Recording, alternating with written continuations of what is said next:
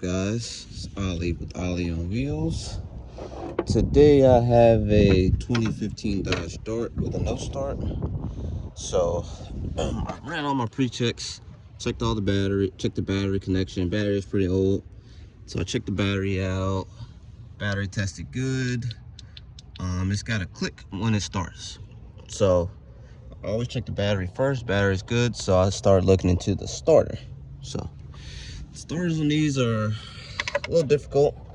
I personally haven't done one yet. This will be my first time doing it, so I'll walk y'all through the steps as I go through it myself. So I've double checked and confirmed, because I always confirm my power and my grounds. So I confirmed I got 12 volts going to the actual starter, but no start.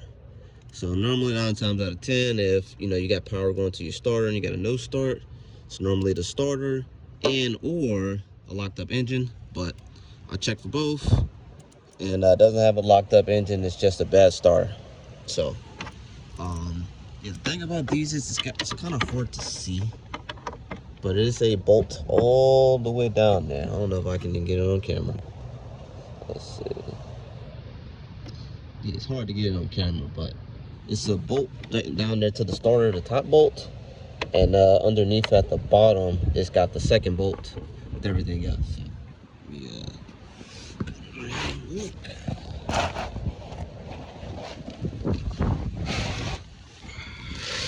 So, still got my wire in there. I was back probing it to check for a 12 volt signal. So, and you got your bottom bolt here, and the top one, it's a little hard to see. It's right there. That's the top bolt. So that one's kind of the that was not it.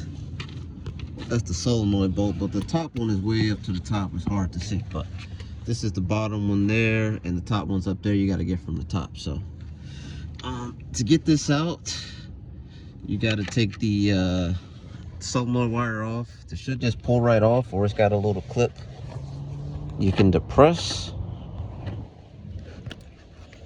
You can depress to get the starter solenoid connector wire off. And the power wire, I believe, is right by it. I believe it's a 13 millimeter.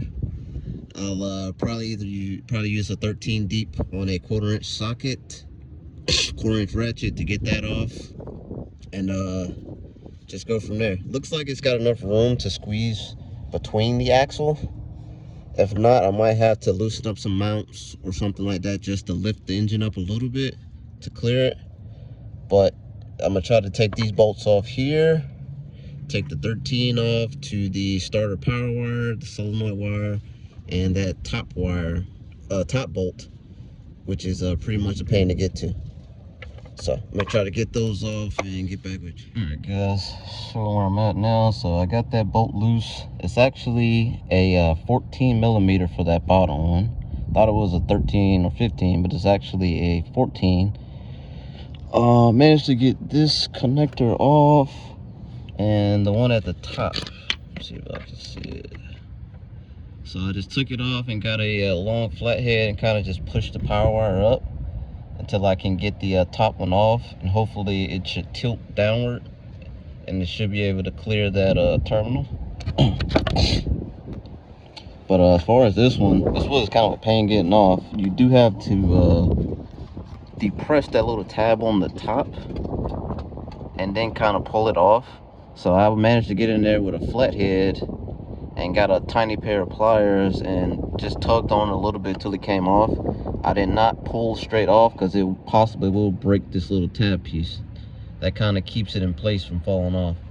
So, like I said, I managed to get a flathead on it to kind of decompress it and then just pull it off easy. So, since I got that straight, I'm gonna try to go to the top to get that other bolt. That definitely looks like a pain because it's kind of hard to see. So I'll see if I can get that bolt out and get right back. What's up, guys? Back at it. So I got the top bolt out. Let me see if I can. It's very hard to get a good angle as to where that bolt is. Kind of hard to see.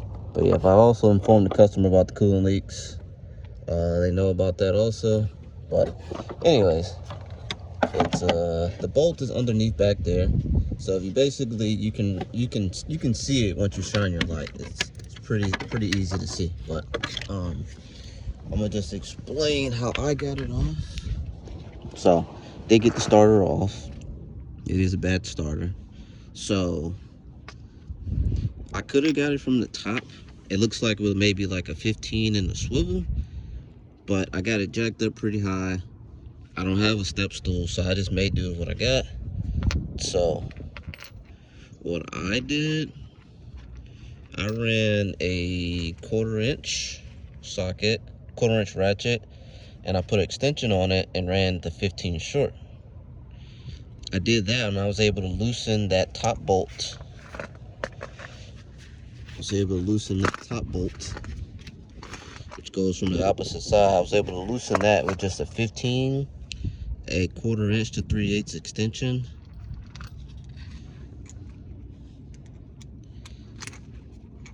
And I just made that happen. I was able to get enough torque on it to loosen it up, and it came right off.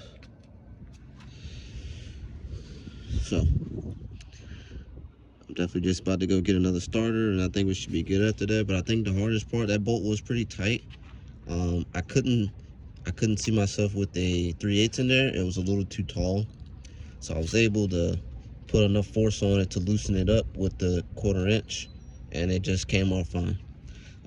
It's my semi-deep. I don't know if the semi-deep would have worked. I just went straight for the short, and I was able to get it off. The 15 deep was way too tall, so I wasn't able to use that. But yeah, I'm gonna go get the starter, swap them out, and I'm gonna get this guy going. All right, guys, just want to show the picture. So got the new one back in. So once you get that bolt there, which is a 14, and the top one's a 15, like I was saying, you definitely need to get that 13 off. Once you get that off with the Phillips head, you push the actual power wire. Let me see if you can see it. Kind of hard to see. But once you loosen it up, you'll see the power wire. I pushed it up with the flathead and got it out the way. And once I loosened the top bolt out, I took the top one out first. And then once I loosened the bottom one, the starter tilted forward and I was able to clear that power wire. Then I just loosened the bottom, made sure my connector and everything was disconnected, and it is enough space to squeeze it between the axle here and the intake manifold. So I was able to wiggle it slowly, not to knock over or break anything on the way out, and the starter came out. So I got my new one in, tightened all my bolts from the bottom. I tightened this bottom one here from the bottom and the top one from the bottom, because I am actually just laying on my back doing this. So all I'm gonna do is plug this in. I got that one on a 13 short socket. That definitely helps the most, and little increments will get it done, and should be good to go after that. I'm gonna give it the first crank, and we'll be good to go.